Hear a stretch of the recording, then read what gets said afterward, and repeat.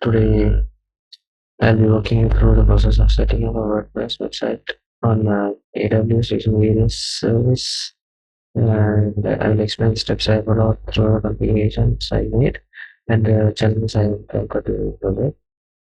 First, I set up the VPC.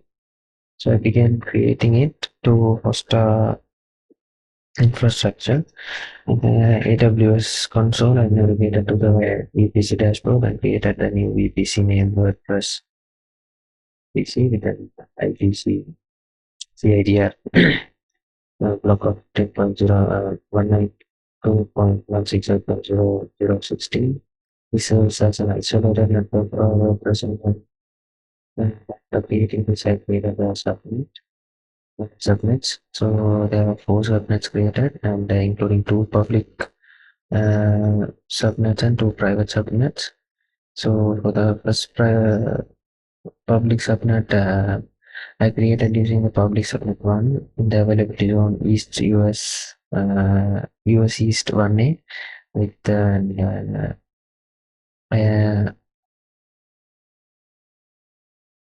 with an IP address 192.168.0.024. Then for the public subnet 2, I created in East US 1B with the subnet of 192.168.1024. Then for the private subnet also the same. Private subnet 1 and 2 also the same. Private subnet 1 was in the region East US, US East 1A, and private subnet 2 was in the US East 1B with the following CIDR values. This one and this one here. So then I went on to configure the internet gateway and net gateway. So first, to allow internet access, we need the internet gateway. So I created internet gateway called WordPress and IGW and attached it to the VPC. And additionally, I created the net gateway as well. And in the public subnet 1, and using an elastic IP address to enable internet access for our instance in the private subnet. Then I set up the routing tables. So there were 2 route tables and a public route table and a private route table. The public route table directs traffic from public subnets to the internet gateway, while the private subnet directs traffic from the private subnet to the net gateway. So now after setting up all this, let us set setting up the RDS. That's the database. So for the database, I set up MySQL RDS instance with DB engine version of MySQL 8.0.25, and it's a free tier template, and there was no public access. And I also created the DB subnet using private subnets and configured security groups to allow MySQL traffic only from the web servers. After the RDS instance was created, I enabled the multi-AC deployment and created a read replica in a different availability zone. Then after that, I was configuring the elastic load balancers. For that, so to distribute traffic between web servers, I set up the application load balancer, this one, and the ALB was placed in both public subnets, and I created an HTTP listener to